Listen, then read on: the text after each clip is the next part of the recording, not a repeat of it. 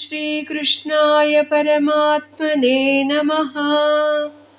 श्रीमद्भगवद्गीता अथ प्रथमोऽध्यायः 29వ శ్లోకము। अर्जुन उवाच सीदन्ति मम गात्राणि मुखं च परिशुष्यति वेपतुश्च शरीरे मे रोमहर्षश्च जायते।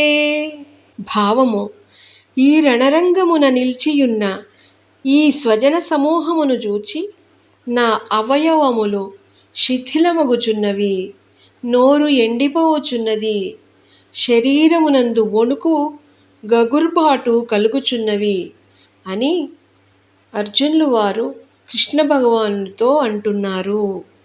జై శ్రీకృష్ణ.